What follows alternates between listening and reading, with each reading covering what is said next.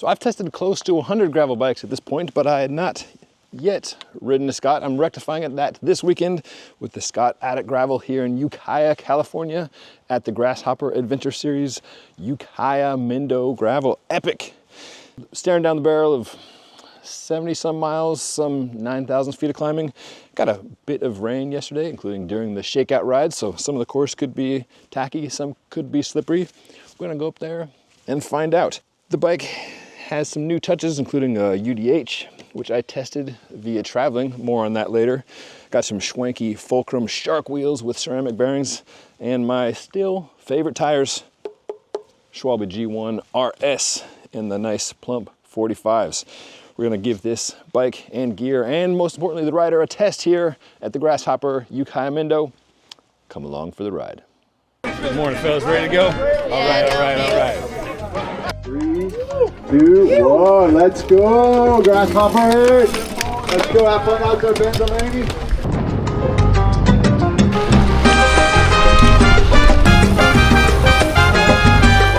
Broken down into the pro classes and various age group classes, we started in Ukiah with a healthy 2,000 foot climb on dirt.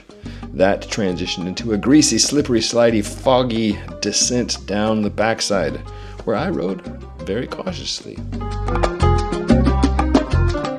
And we came together and were pulled apart by various elevation gradients and levels of technicality as the day and the fatigue wore on.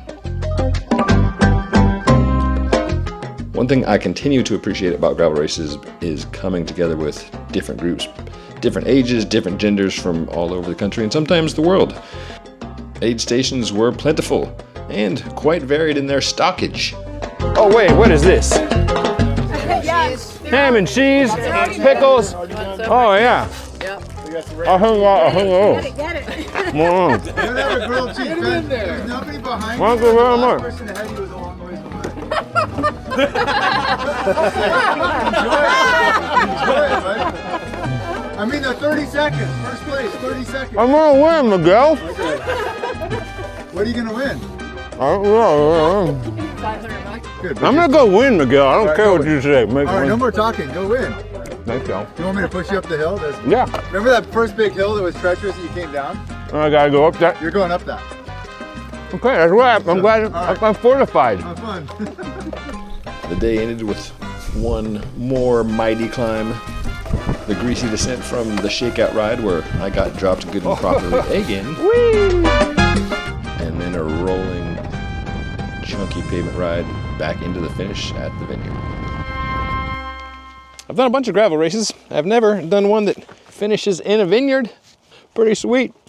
This and some of the course was on private land, private roads today.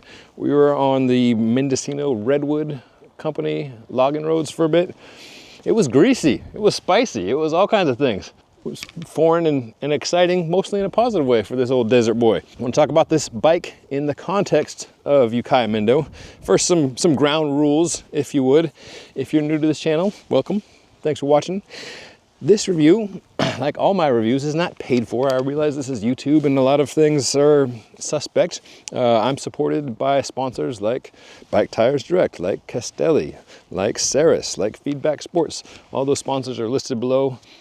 They are key to me. I appreciate their support, and I just want you to know where the money is coming and where the money is not coming from. So with that aside, let's jump into the Scott Addict Gravel here at Ukiah Mendo. Start with geo and parts, and then we'll talk about the broader view.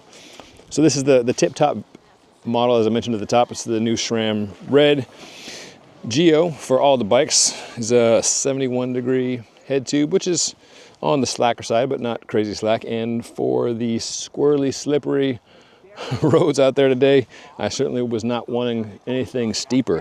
On the whole, I just loved how this bike felt, both riding it home in Boulder and riding it out here. One thing I appreciate is a comfy back end. This seat post has a little plug-in light, which I used the other day when I got lost after doing the shakeout ride and ended up riding on the main roads for a bit. What I like about the post, aside from this is that it's comfy. Like, it's got a nice, let's see if I can make this move here. It's got a decent amount of flex to it. And that is, in my mind, what gravel suspension should be. Just a nice bit of flex in a carbon seat post. Little magnetic light clips on. As always, one person's integrated is another person's incompatible, and that's certainly the case for the light on this seat gross post, but even just things like the seat post collar. It works just fine, don't get me wrong, but should you lose the piece, you know, being a dum-dum like I sometimes am, you know, packing last minute late at night, and you get to your destination, you can't just pop on a standard collar that you'd find at a seat post. You know, the same goes for the spacers up front. The good news, though, is that the lower tier bikes, the more affordable bikes, have normal bars and stems, which means a few things. One, it's a lot easier to adjust for your personal fit. If you want a skinnier bar or longer stem, shorter stem, etc., that's pretty easy. It's just a matter of spinning a few bolts, and hopefully you can do that at the shop before you even take the bike home.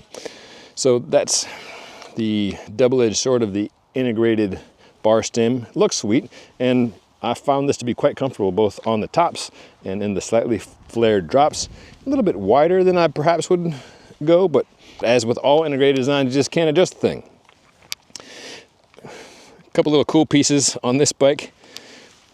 I've got a tool tucked into the bar end, which has a Torx T25, and then 4mm, so you can take the wheels off, and then you can also adjust some of the bolts, which are the T25 bolts. I would love to see a Dynaplug on the other side. Dynaplug sells a twisting thing.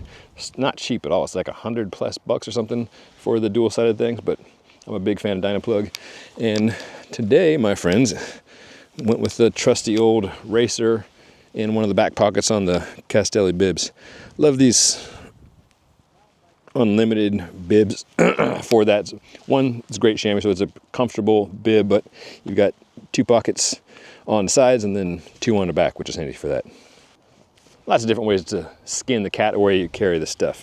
Speaking of carrying stuff, shout out to the Mendocino Composite, the high school mountain bike squad out here that was manning the many aid stations, including one with grilled ham and cheese sandwiches with pickles on there. Appreciate that. Another thing Mendocino Composite did was take our bottles at the start.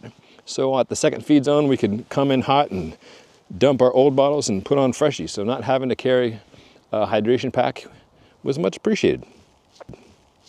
Thanks, y'all. Miguel Crawford is the boss, the founder of the Grasshopper Adventure Series. He's been doing these for 28 years, and he often works with clubs like the Mendocino Composite. It's a way for them to raise little funds. They're doing a bike wash there at the park at the end, and they also help put on a fantastic event. So kudos again, Mendocino Composite. Appreciate y'all. Back to the bike and the bits. Tires, tires, tires. This wouldn't be a gravel review if we weren't talking tires. Schwalbe G1 RS 45s. Love these things. They're slick in the center, which I guess I could use an excuse for why I'm so terrible at coming down greasy stuff, but that's not the case.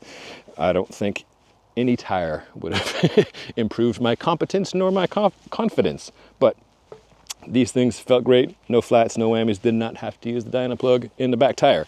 This bike can handle up to a 45, which I can anticipate some of the comments already, like, oh, that's so behind the times, everything's got to have a 2.2. But for me, I feel almost all the time, most of the courses, 45 is fine. And frankly, if I'm putting on a 2.2 tire, I'm not happy with the terrain. You know, I like riding mixed terrain like you get here at Grasshopper, but I don't like riding mountain bike terrain on a gravel bike. So do with that information what you will as far as this bike, but yes, 45 is where the thing tops out. This bike has been pretty similar for a few years. What's new this time around is the UDH, SRAM's Universal Derailleur Hanger, which allows you to run either a mullet setup like the Eagle mountain bike derailleur and cassette, which goes up to a 52, or this guy, the Red Explorer, which has the 1046. Today I used the whole range of options, and with the 42, that was enough. I don't know what the max gradient was today, but fairly steep. I was seeing a lot of orange on the new Wahoo Bolt Gen 3. And I didn't get spun out with 4210. You know, maybe at the end, if there had been more of a tailwind and I was in contention for the win, a slightly bigger chainring would help, but I was not, and this was fine. I also appreciate the Quark meter. It's nice, clean integration, and it means I can just run my trusty old Shimano pedals. So I continue to be impressed with this group. I love the feel of the hoods. You can get, you know, all 4 fingers in there nicely, or, you know, 1 up front, 3 behind. The braking is super strong in the drops and even up on the hoods, and it's just a comfortable feel. So like I said, continue to be impressed with that. One thing I was not impressed with, which did not fit so well, was the wee little synchro saddle. It was like a 130 and change or something, which was not enough. So popped on this Cadex amp saddle, their new 3D saddle. I've got a whole mess of 3D saddles in. I'll be doing a roundup test on that. This guy's probably in the middle in terms of squishiness, 3D squishiness of saddles I've tested, and I like the shape. What I'm curious about is how easily or not this mud will come out of the mini 3D holes, but love the fit and feel of this Cadex amp 3D saddle. Seeing this Silka bag, I'm reminded I've got a Silka inflator in there, which is not common to the US because of the tariffs of 145 plus. Did a video with Josh Portner, CEO of Silka, a few months back, getting his speculation about what tariffs could mean. And he said many things, and one of them was like, things are gonna cost more, people. And lo and behold, the guy knew what he was talking about. You can check out that video below. This bike has or at least these cages. I had a little place for a CO2 clipped on the side. Since I was flying, I did not bring that, so I brought the inflator instead, which can inflate a few tires. You just have to make sure it's charged, like so many things on bikes these days. It's always nice coming down to sea level. Training Peaks is telling me you set a new power threshold, 338. Let's look at some of the numbers here. So a little over 5 hours of riding time, 82 miles. That includes going back and forth to the park before the start, trying to find the bottle drop because I didn't read the race guide like a dummy, and then riding back to the Airbnb. So, you know, the event was 70-ish miles and change. 395 TSS. If you're a power nerd, you know that's a big day. Normalized power, 284 watts for the day, 8,200 feet of climbing. Healthy amount. Lots of little gold medals for the year. Thanks, sea level. You know, new 20-minute power, 356. That will go substantially down when I go back up to 5,000 feet in Boulder. Of course, numbers are just a small part of cycling. Really, it's about how we feel about the day, right? But it's good to have power numbers, I think, as a point of reference, you know, to help you regulate in the moment and also, you know, anticipate what's coming up and how to prepare for that. So for that, again, it's cool to have Quark so tightly integrated into the SRAM ecosystem. Do you want to sing Baby Shark with me? Baby Shark, dun dun dun dun dun dun dun dun. Fulcrum Shark. These are schwanky, Princeton-looking, zip-looking, humpback whale-looking wheels. Not a lot of, I mean, you can see a bit of the breeze today. It wasn't super gusty. I feel like a 40 mil depth on the front is about as deep as I would recommend for most folks for gravel, just because, yes, aerodynamics can be a thing at times on gravel, but for the most part, it's not. But side winds, when they're blowing hard, are a negative. And I've never been on a bike ride when I wished I had, you know, less secure handling. This, I didn't feel was a negative on that front. You know, it's got bladed spokes, and I'm sure there's all sorts of aerodynamic claims. But what I like about the wheels is how they roll, you know, combined with these luscious tires. It could be the ceramic bearings, it could just be in my head, but on the whole, the feel of the bike, JRA, just riding along, it's fantastic. It feels quick and efficient and quiet. One more thing on the integration station. Looks clean. Sounds clean.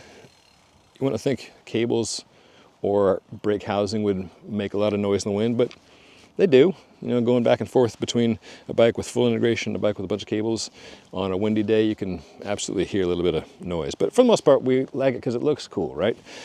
And then we go to pack our bike the night before travel and we realize, oh my goodness, this is a pain in the noggin.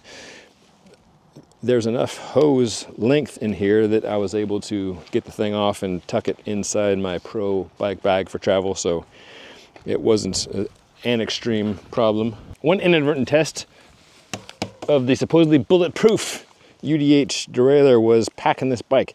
Often, I will take the rear derailleur clean off a bike when I'm putting it in this case, but this guy, it's supposed to be like a 35 Newton meter, something like this, like a huge amount of torque on this piece. So I just left the thing on. When I hopped on to do the shakeout ride, it didn't quite shift all the way down cleanly. It would do one of those things where you press once, nothing happened, press again, it would jump down 2 gears. So I did the old-fashioned cold forge of pulling it a little bit, and that was enough to reset it. So while this is definitely a stronger design than a typical derailleur with a derailleur hanger, it is full resistant, but not foolproof. So that to say, you still need to take care of your bike when you're packing it. You know, zero issues with chain drop. This bike has a little two-piece, or two-bolt, I should say, piece here where you can either have a front derailleur or this chain guide. Knock on wood, I have yet to drop a chain with the Red Explorer, in part because you've got such a taut chain with the derailleur. This bike's basically 9K. A lot of money for a bike. But I appreciate the fact the bikes start at $2,700 for Shimano GRX. You can get both the 2x and a 1x in 12 speed in that $2,700, $2,800 range. Then there's a handful of models in between. So the Ukiah Mendo Epic was indeed epic. You know, for just over 70 miles, it was a hard, full day. I'm looking forward to getting back to the park, redeeming my food coupon, relaxing with some friends there. If you get a chance to get out to Northern California to do one of these, I highly recommend it. Like a lot of these events, you can do a shakeout ride the day before, which is a good place to meet folks and check out what you're in for. Miguel and his team do a great job. I just did a course preview for the King Ridge, the roadiest of the Gravel Adventure Series events, so you can check that out. I'll put a link down below. If you can get out to one of these grasshoppers, I highly recommend them. But wherever you may be on your bike and whatever bike you may be on, I hope you can remember to enjoy the ride. 2 post-race, post-video updates. 1, saddle cleans up all right. Thanks, Mendocino Composite. Although the water soaked in here and didn't come out the bottom because it's a hard, you know, it's just solid carbon shell, so I had to flip the bike upside down to get the saddle to drain out. That's a new experience. Another thing I like about the Wahoo computer, not necessarily specific to the new ones, but included in the new ones, is a little music screen. I can dig it. See y'all next time.